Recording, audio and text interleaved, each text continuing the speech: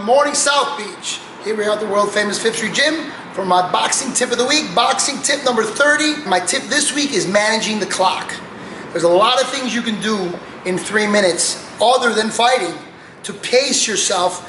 Floyd Mayweather is one of the greatest at it. You can watch his fights. You'll see fighters do things like fake. Just by faking and freeze them, it's not always to try to trick them into opening up or closing up or taking advantage as much as just stopping the action. By faking, you can freeze your opponent and create more distance. That alone can burn 5, 10, 15 seconds. There's obviously clinching.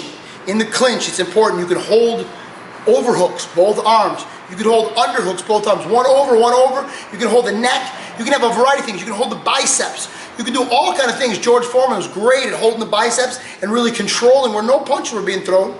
Yet the action was still happening. He still looked like he was putting pressure on his opponent, still winning the round, yet conserving his energy. So these are all things you can do by managing the clock, scoring, and not getting scored upon. You can take a walk. I tell my fighters all the time, fake and take a walk. You'll hear me say it in the corner sometimes, and what I want them to do is stomp their foot, throw a half a punch, and literally cross their feet over, which typically you don't do, but walk away from their opponent. Your opponent looks at you in a very strange manner, yet the clock is ticking, ticking, ticking, ticking. By the time they realize that you haven't stopped, that the fight is still going on, 10, 15 seconds can be burnt, and then you circle around, you re-engage, or you continue to fake, more time is being burnt. The referee is vital. When the referee steps in to separate you, he typically steps back. If you step back with him, you have now put a barrier, the referee, between you and your opponent. He cannot attack you, especially if you're running out of gas or if you're hurt.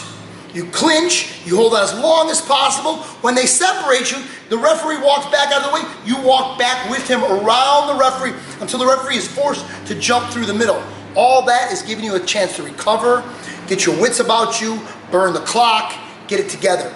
If you won the fight, if you're winning on the scorecards in general, or if you're winning that round, you can seal the deal by not engaging anymore, by faking, by walking away, by clinching, and by walking behind the ref. Managing the clock is as important as punching, blocking, moving. It's just as important as speed and power. Managing the clock is part of the sport of boxing, and that is my tip of the week. I am the greatest.